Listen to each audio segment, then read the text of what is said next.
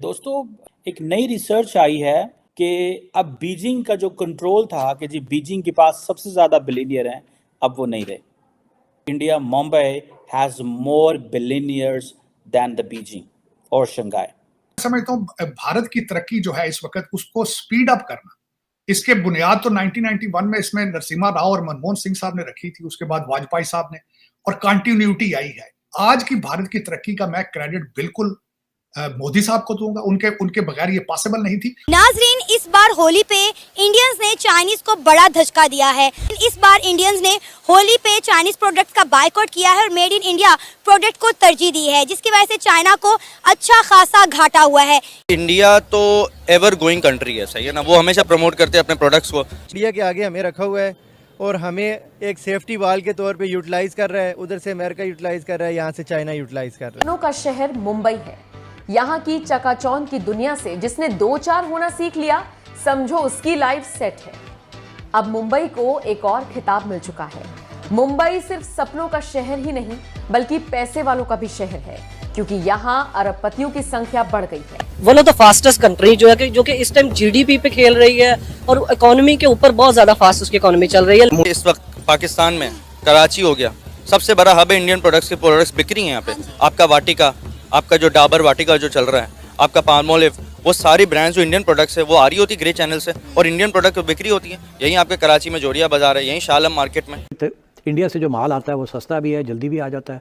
कुछ मुआशी माहिरीन ये समझते हैं कि भारत से तिजारत पाकिस्तान की मईशत के लिए ज़रूरी है, लेकिन हमने आज देखा है कि भारतीय वजीर खारजा का एक बयान आया, उन्होंने कहा कि दहशतगर्दों से तो बात हो ही नहीं चल सकती है। एक नई रिसर्च आई है, हुरोन रिसर्च इंस्टीट्यूट जो कि शंघाई बेस्ड एक अदारा है, उन्होंने कहा है कि India's Mumbai is the new financial hub. और उसकी भी बड़ी बात यह है कि अब बीजिंग का जो कंट्रोल था कि जी बीजिंग के पास सबसे ज़्यादा बिलियनियर हैं, अब वो नहीं रहे। India Mumbai has more billionaires than the Beijing और शंघाई। अब मुंबई के अंदर तकरीबन 92 बिलियनियर्स हैं और न्यूयॉर्क के अंदर 119 बिलियनियर्स हैं, जबकि लंदन के अंदर 97 बिलियनियर्स हैं।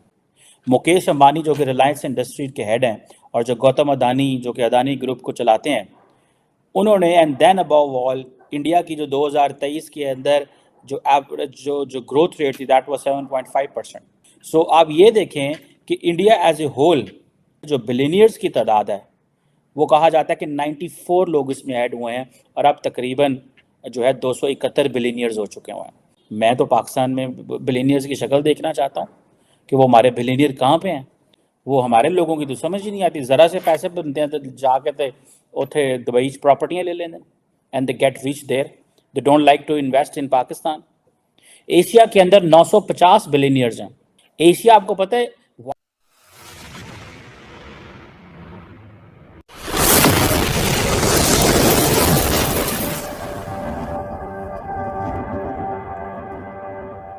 why Americans believe that their future is in Asia, particularly India and China are leading. So जब जितना भी आप स्टैटिस्टिक्स पढ़ते हैं तो सारे के सारे लोग तो यहाँ पे भाई, और ये सिर्फ एक वजह से हो रहा है that why they are adding more billionaires in India. The reason behind is कि जो उनकी इकोनॉमी है उसका रिकॉर्ड तोड़ रही है वो। और आप देखें कि चाइना के पास कहा जाता है कि 814 बिलियनियर्स हैं, ठीक है जी, और अभी सुनने में आया कि जो बिलियनियर्स थे 150 कम हुए हैं इन 2022, क्योंकि जो चाइना के अंदर जो रियल स्टेट है आपने सुना होगा कि उसमें मसाइल हैं, एंड देन रीन्यूएबल एनर्जी का जो सेक्टर है वो उस तरह ग्रो नहीं कर रहा और स्टॉक मार्केट भी वहाँ पे वीक है। अगर दुनिया की मैं एक लिस्ट देख रहा था जो हुरोन रिसर्च इंस्टीट्यूट ने डाली कि how number of billionaires in Asia किस तरह तादाद है, तो आप ये समझ लें कि मुंबई और बीजिंग का थोड़ा ही फ़र्क है, लेकिन मुंबई हैज़ मोर बिलियनियर्स। उसके बाद बीजिंग है, उसके बाद शंघाई है, उसके बाद शेंजन है, फिर हांगकांग है, फिर दिल्ली है। दिल्ली में जो है वो कोई 55 से ज़्यादा तो वहाँ पे है, बैंकॉक, ताइपी, गंजाऊ के and then Singapore around 40। So why everybody is coming in India, आपको इसकी समझ हो जानी चाहिए। और अंबानी साहब जो हैं वो इस वक्त दी रिचेस्ट मैन, और उसके बाद अदानी साहब हैं, प्राइम मिनिस्टर मोदी के बड़ी समझे जाते हैं, बोथ ऑफ देम। और कहा जाता है कि जैसे चाइना के अंदर जो ओवरऑल जो वेल्थ है वो एक 15% जो लोग हैं वो those who control the entire wealth. ये जो चीज़ है ना, कंसंट्रेशन ऑफ रिसोर्सेज, ये कोई अच्छी चीज़ नहीं होती। अब अमेरिका के अंदर तो ज़ाहिर बात है ज़्यादा बिलियनियर्स हैं, कहा जाता है कि जो यूएस बिलियनियर्स हैं they are accounted as a 37% of the global rich list जो है उसमें आते हैं। तो ये आप इससे अंदाज़ा लगाएं कि वहाँ पे कितने को ज़्यादा पैसा है, कितने ज़्यादा रिसोर्सेज हैं। ठीक है, जो दुनिया के टॉप बिलियनियर्स हैं उनमें तो अमेरिकन ही हैं। नाजरीन, इस बार होली पे इंडियंस ने चाइनीज को बड़ा धचका दिया है। हर साल होली के त्यौहार पर चाइना इंडियन मार्केट में अपने होली प्रोडक्ट थ्रो करता था और 2 से 3 दिनों में 10.5 करोड़ से ज्यादा का मुनाफा कमाता था। लेकिन इस बार इंडियंस ने होली पे चाइनीज प्रोडक्ट्स का बायकॉट किया है और मेड इन इंडिया प्रोडक्ट को तरजीह दी है, जिसकी वजह से चाइना को अच्छा खासा घाटा हुआ है। लेकिन पाकिस्तान आज तक जो है कपड़ा बनाने वाली सुई तक जो है वो चाइना से इंपोर्ट करता है। पाकिस्तानियों को मेड इन चाइना पे तो ट्रस्ट है लेकिन मेड इन पाकिस्तान पर नहीं। सर, आपको पता है आज दुनिया भर में हमारे हिंदू बरादरी ने होली का त्यौहार सेलिब्रेट किया है और मज़े की बात यह है कि इंडिया के अंदर होली सेलिब्रेट करते हुए उन्होंने तमाम चाइनीज़ प्रोडक्ट्स का बायकॉट किया है और मेड इन इंडिया प्रोडक्ट को तरजीह दी है। हम बड़े अरसे से ये चीज़ देखते हुए आ रहे हैं कि इंडिया मेड इन इंडिया पर किस तरह से फोकस कर रहा है।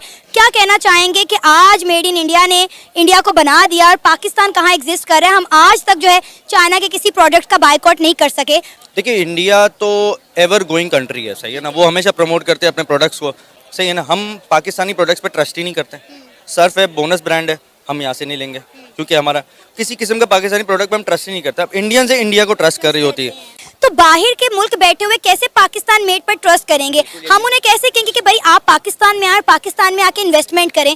अब आप देखें कि इंडिया पर सिर्फ इंडिया की आवाम ट्रस्ट नहीं करती, पूरी दुनिया इंडिया पर ट्रस्ट करती है। मैं आपको बताता हूँ, आपके इस वक्त पाकिस्तान में कराची हो गया, सबसे बड़ा हब है इंडियन प्रोडक्ट्स के प्रोडक्ट्स बिक रही हैं यहाँ पे। आपका वाटिका, आपका जो डाबर वाटिका जो चल रहा है, आपका पाल्मोलिव, वो सारी ब्रांड्स जो इंडियन प्रोडक्ट्स है वो आ रही होती है ग्रे चैनल से और इंडियन प्रोडक्ट बिक्री होती है और इंडियन आपको सस्ता भी मिलेगा और आपको अच्छी क्वालिटी भी मिल रहा होगा मैन्युफैक्चर्ड। यहाँ पे नहीं है, हालांकि वो एक ब्रांड है, हालांकि वो भी एक यूनिलीवर बना रहा होता है, मगर नहीं, अब हम इंडियन मांगते हैं। ये जो चीज़ है, पाकिस्तान में रह के हम इंडियन प्रोडक्ट्स यूज़ कर दिए हैं। अगर आप देखें कि डिफरेंट किस्म के मिलिटेंट ग्रुप्स हैं जिनका पाकिस्तान को सामना करना पड़ता है, ये एक वो जिसे कहते हैं ना ग्रुप नहीं है। आप एक तरफ देखते हैं कि टीटीपी है, तहरीक तालिबान पाकिस्तान है, दूसरी तरफ आप देखते हैं बलोच इंसर्जेंट्स हैं, फिर आप देखते हैं दाइश खुरासान है। सो ये जो ये चीज़ें हमारे सामने हैं और पाकिस्तान की जो काउंटर टेररिज्म की जो अप्रोच है वो कोई इतनी कॉम्प्रिहेंसिव नहीं है जितनी शायद होनी चाहिए। दूसरी तरफ आप अफ़गानिस्तान को देखें, वो कहते हैं जी हमने तहरीक तालिबान पाकिस्तान को हाथ ही नहीं लगाना, जो कि अफ़गानिस्तान से ऑपरेट कर रही है। जैसे वो कहते हैं ना, अब ये पाकिस्तान की जो काउंटर टेररिज्म और जो काउंटर इंसर्जेंसी रिस्पॉन्सेज हैं, अगर देखा जाए तो बहुत सारे लोग इस पर क्रिटिसिज्म करते हैं कि ये एडहॉक रहे हैं, इनकंसिस्टेंट रहे हैं। Thank you for watching. Please subscribe, like and share and press the bell icon.